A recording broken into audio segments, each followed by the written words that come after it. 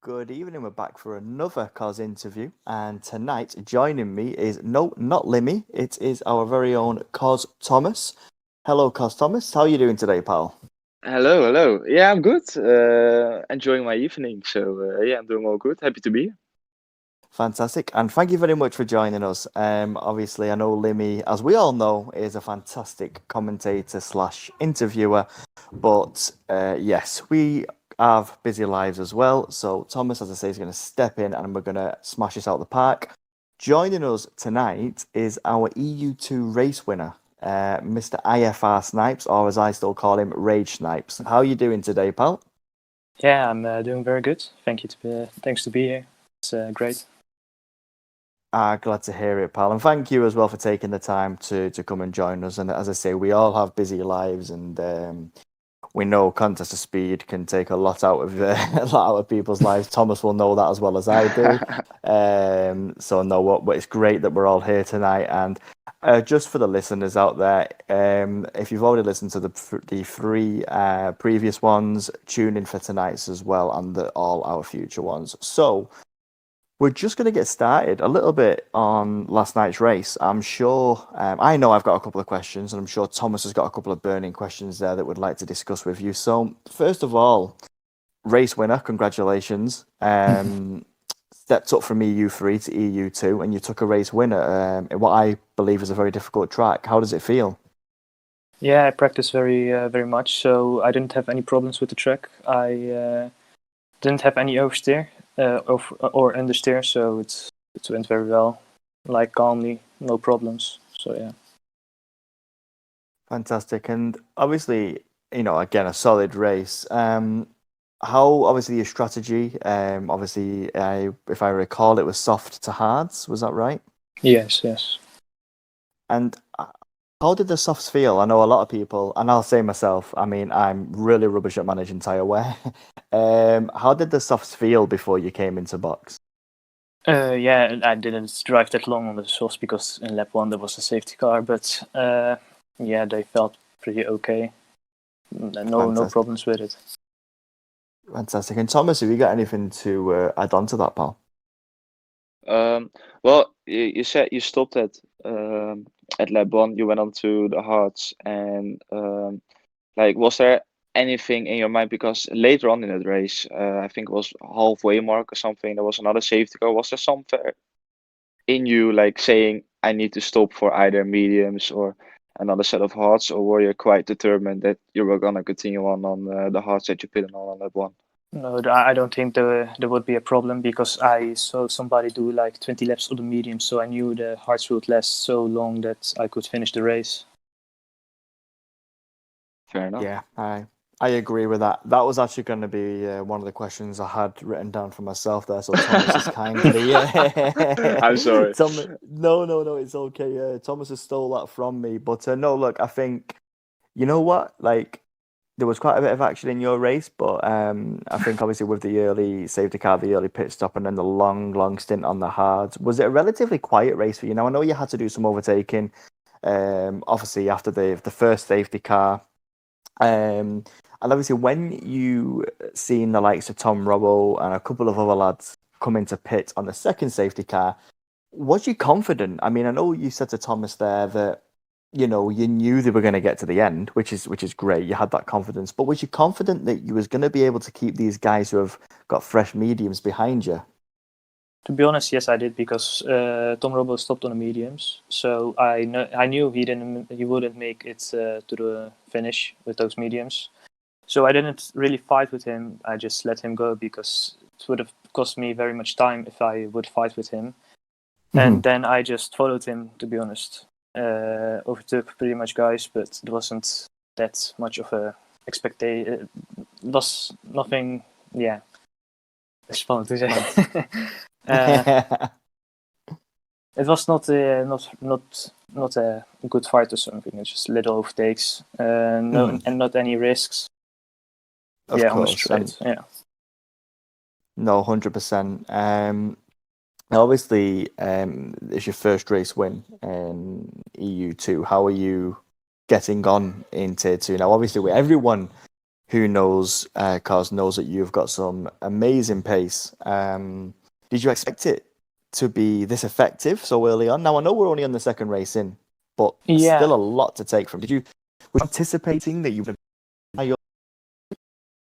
To be honest, I did expect it a little bit because I practiced a lot for this race. For Belgium, I didn't practice that much. That's why I didn't have the pace, and I qualified P6 or something. Now I practiced very much, and 3 times of P2. The race was pretty quiet, and I just had so much pace. I think You finished in. Yeah. Oh, sorry. Go on. Yeah, I think I can score even points in EU1 if I drive like this. Just no mistakes, nothing really bad. What do you think about that, Thomas? What's your response to that one, pal? Well, looking at Snipes' pace, like I've commentated over him last season, and to be brutally honest, I'm happy he's in AU2 now because those qualifying sessions got really boring as well at the end of the season. Like we already knew that he was going to get pole position, and it was just going to be the question by how much. It was not even going to be a question if, but by how many tenths of a second. So it's good to see him now in AU2. And to be brutally honest, I already expected him to be winning races. Definitely early on in the season as well. We tested him last season to see if he was too quick for AU2 to maybe put him in AU1 already. So that says enough about his pace. Yeah. But for me, the question is, how hard is it? Because I've been in AU2 2 seasons ago now, and I knew I was one of the guys who was going to challenge for the title and who had the pace for like AU1. How hard is it to like keep your focus during the season, knowing that everyone expects you to get to AU1 next season and everyone expects you to get victories? How hard is it to like maintain it to handle the pressure? I stress a lot, to be honest, at the beginning of the qualifying. That's why I can bottle the qualifying sometimes. But I know I have the pace, so in a race I'm pretty confident because it's like now or never, and I won the race. I know I can do it. I can go to EU1, and I expect myself to be in top 3 of this season. That's it, to be honest.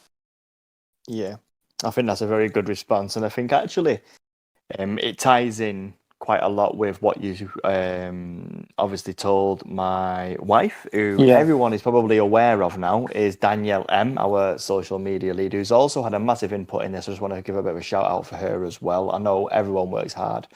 But she obviously got in touch with every single driver at the start of, before Lights Out at Spa. You were one of them drivers who responded. And I'm just going to read word for word what your response was to my wife asking what your ambitions were for this season. Yes. And basically, your response was, I'm going for the top 3 as a minimum in the championship and the Constructors' Championship. And excuse me, and that's basically your goal. Now, obviously, with your Spa result and your Hungary result, I know the answer to this, and I'm sure the viewers already know the answer to this, but does that remain the same? Does your ambition remain the same? Or are you now are you thinking not top 3 and thinking championship now?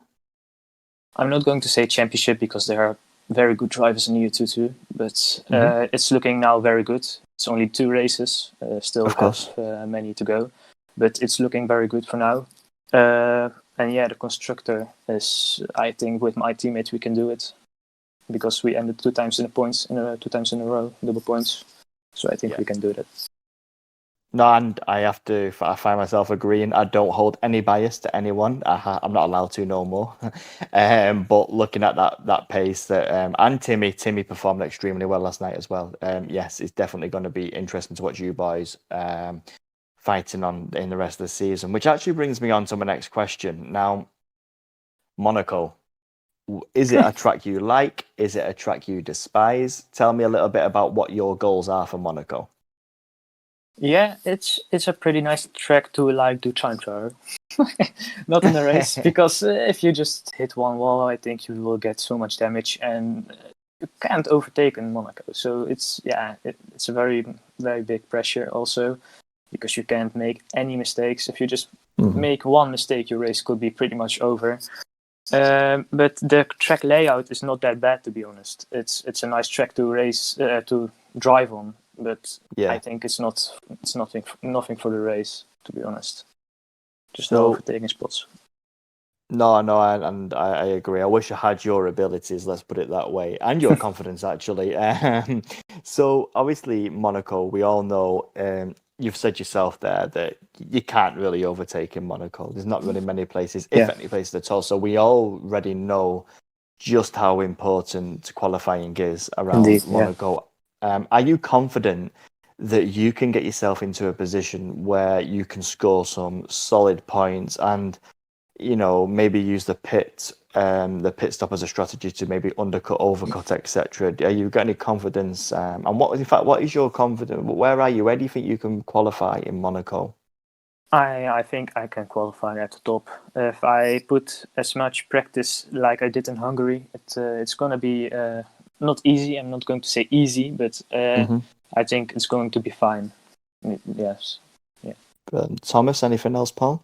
Well, you talked about with the interview you gave to Danielle, where you said that the Constructors' Championship was a big aim for you as well. You had some good results yesterday. How important do you think that the team play is going to be next week? Because it's a pretty straightforward strategy around Monaco, where you just want to one stop.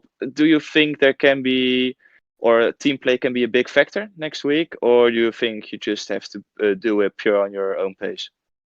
Yeah, that's a pretty hard question because I don't really have communication with Timmy. But Oh, there you're not can in a be party together during the no, race. no, no. Ah, okay. Right. But yeah, there's no team play with us. But I think on raw pace, he can score very good points as well. So if you're listening, Timmy, get into a party chat with Snipes and get some team play on the go, boy. Come on. Sorry, mate. Go on. No, but is it like, did you choose for it to like not be in a party together, or didn't you really I didn't discuss really it with ask. him? I didn't Okay, really fair ask enough. him.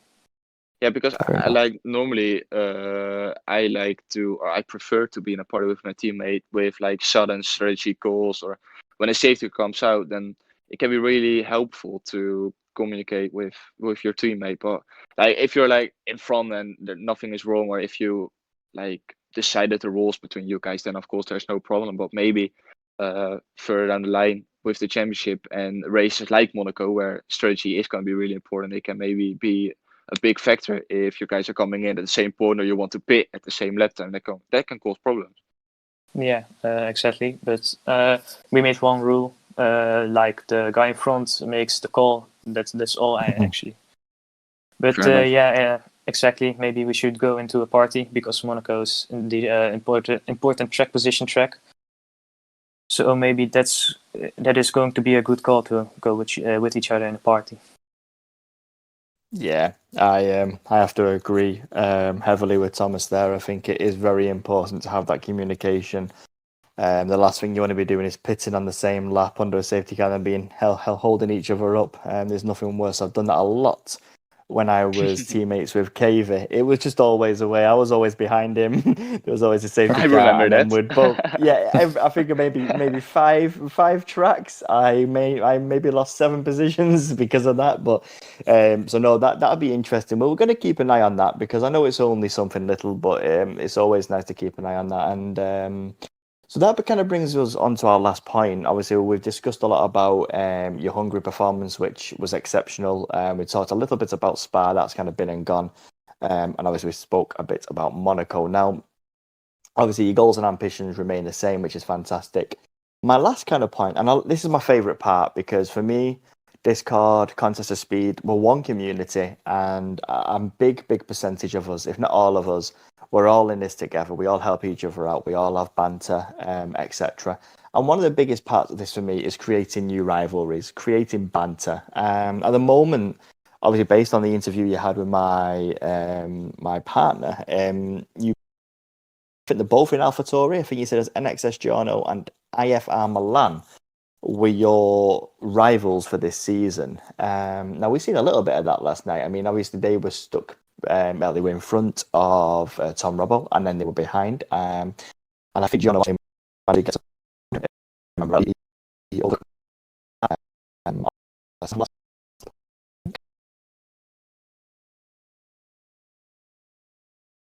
Are they the same? Have you gained any new rivals, or are you still, are they still the same rivals now? Yeah, I think they're still the same rivals. I think Milan just had pretty unlucky races. And yeah, Jarno, I put him as a rival because he said it will be easy to get the constructor. And now, yeah, and Tom Robbo just has very good qualifying pace. I think if he gets better race pace, he could be a very great danger also. But I think there's one other guy that's a new rival, Ricky. Ricky's doing very good. I didn't know he had this pace, to be honest. And in Spa, he just drove away from me. I don't know how he had the pace, and in Hungary, he didn't keep up with me, but it wasn't that I gained like 4 seconds on one lap. Yeah. I have to agree. I think obviously Ricky is someone we are very keen to interview just based on his current start. I mean, you don't have to look that far back. Thomas will probably know this even more than me, actually, but you don't have to look that far back as to when Ricky was not where he is now, shall we say. If I remember rightly, he was middle of the pack in EU3, possibly the bottom end. And again, I might let Thomas answer this one, but just a little bit on Ricky, actually, there, Thomas. Is Rage, I call him Rage again, is Snipes correct in what he's saying about Ricky? Is he going to be a threat this season? And how far has he come? Yeah, I wanted to ask that because he mentioned Milan and Jorno in his chat with Danielle. I want to say, like, why don't you count Ricky in? Because we saw it yesterday, and we saw that Spa where he had really strong race. I think Ricky is the kind of guy. He always puts himself in the underdog position, but he really is the dark horse. Like, you can't rule out Ricky. It's he can't really, like, at certain tracks he's not the strongest, but because of his defending, Ricky can defend really well. That's one aspect that Ricky is really good at. And I think because of that, when he's got the pace for like P4, P5, he usually stays in that position. He's not like dropping down the field. He always scores points. He's like consistent, like no tomorrow. So that's the thing with Ricky. I think Snipes has the pace and the ability to finish in front of Ricky pretty much every single race. But the thing is, as soon as you make a mistake, we saw it with Matty Robbo last season pretty much. I think that's the prime example. Matty had a stage 3 or 4 weeks in a row where he didn't score points, or where he scored like 10 points in 4 races. And it was the immediate switch where Ricky took over, and he never gave it back. So I think Snipes has the pace, and I think every single race he can finish in front of Ricky. But as soon as he makes one mistake, Ricky will be there to counteract. I have a brilliant answer. Hence why I wanted to bring you on that one, and I couldn't agree more. I genuinely, I mean, look, I'm not a great driver myself. I call myself bang average, and I'm happy doing that. I'm happy tootling about in EU3, but one thing is for sure, I am looking forward to how EU2 is going to unfold. I mean, there's some quality drivers in there, some EU1 quality drivers in there, as there are EU2 and EU3 as well. It's a cracking season. People just tune in every race if you can. And I just want to say a big thank you to both Thomas and Snipes for joining me tonight to make this possible. Of course, it's not the same with just me on my own talking, is it? So thank you very much, boys, for joining me. And before we do end it there, Snipes, is there anything you want to add or anything you want to say to anybody listening before we close this? Not really. You wanted to ask me about one thing about Hungary, the second safety car. And I need to say, probably Thomas knows, I'm probably with Kelsterswag in a party. And if he wasn't there, I would have actually pitted to the mediums, and I didn't know how it ended. So I want to shout at Kelsterswag for his pit strategy for that race. Wow, well, there you go. I mean, that is one hell of a shout out. I mean, Keltsovag, take a bow. I mean, he actually messaged me before telling me that he is your agent, apparently. And he needed to know, he needed to know your schedule to try and fit you in. Hey, I tell you what, he's doing a superb job. But joking aside, mate, Keltsovag, take a bow. And like I say, I have actually spoke to him, and we are going to be getting him in for an interview shortly as well. Look, I really appreciate your time, boys. Sorry about the little technical issue at the start. Obviously, it's a short season, so everyone who's listening, we are going to try and get through as many drivers as possible. But as we mentioned, a lot of us have lives as well outside of Discord and COS, so it is difficult to kind of get everyone this season. But when we do our next full season, we should be able to have every single driver interviewed. Again, if anybody would like to have an interview off the record, not directly from a race, drop me a message and we'll try and schedule you in. But for tonight, everyone stay safe. Everyone enjoy EU1. Everyone loves EU1. So let's everyone tune in. And Snipes, good luck for the rest of the season, pal. Yeah, thank you. And Thomas, thank you very much for joining me as well, mate. You have been a massive help. And like I say, I can't do it on my own.